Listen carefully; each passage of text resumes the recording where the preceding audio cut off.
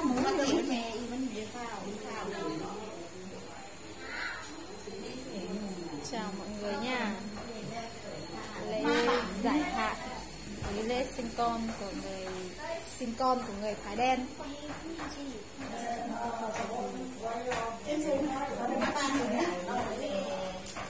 Quay về nó đi, anh cái ngồi đi, nhóm được quay đi chơi vào cái này không bảo quay là gì, quay ở đây,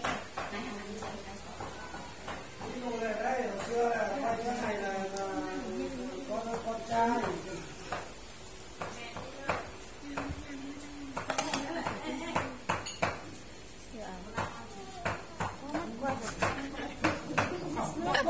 Quay vô qua đấy ai ta Đang chuẩn bị đồ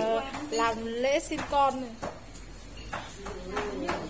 làm cái điều đây? Đây là làm cái gì này? Làm lễ là phải có 100% đấy nha. Ai mà không có con thì y này có cả tá cả y này để cái này để vào cầm tay trên quên. ai mà không có con thì liên hệ với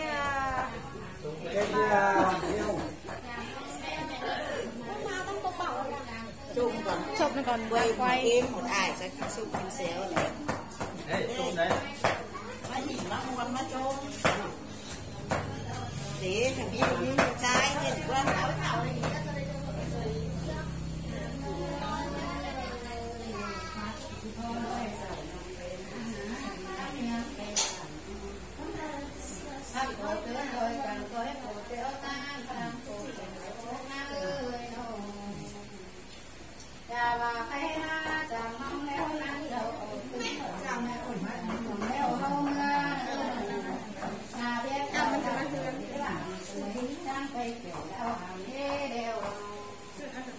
nó tăng kinh sở gọi là quá tăng sở cầu ông hứa anh đưa sở mướn ở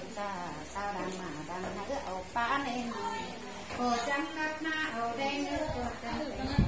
nếu mà trăng dài hồ đen nước là bà nói gì rồi sao nó tăng kinh sở gọi là quá tăng kinh sở cầu ông thế đây tao hồ đúng hồ đang chăm ba chậu nước có sầu đâu chăm đầu chậu bầu nâu hổ sâu chá nó có nhầm gâm thì chẳng giảm từng trong chơi đồ bảo trong ban đồ ngưỡng mà nếu con mình có tao đồ còn yêu mấy đội chân tạc đàn với phần đủ tàn đắp trở bên là phan há phần đô nữa là bà cứ các bơ chậu sửa tóc bản năng hương nhá cứ bao chậu sửa càng phần hương nhá cứ đi cứ mù làm mù cứ đi cứ mù đi mù mà đọc qua cứ mù làm tài cũng cứ mù đôn tài tàng đi nã cứ đi mù tôn mù mà mù qua cứ đi mù tôn sẵn có để mù đi ba hết để mù để đi hết tổn rồi sắp cứ mưa đồng thầm cứ đi mưa lòng phàm nữa có đồ mưa phải mưa xuống nữa cứ để sông có để đẩy cơ mi đủ nhí đủ nai cơ mi đủ trai cứ quay với nó quay với nó sắp cứ mưa đồng đầm cứ mưa đồng phàm qua nhà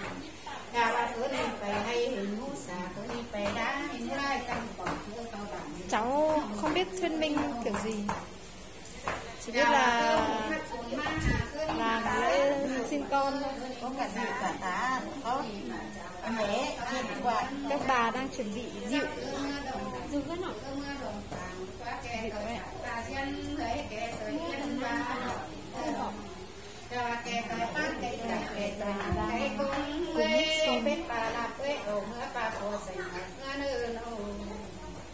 gậy đi khổ đồng mưa phải mưa súng được có kẻ sơ khổ mày mẹ có kẻ sắp bê này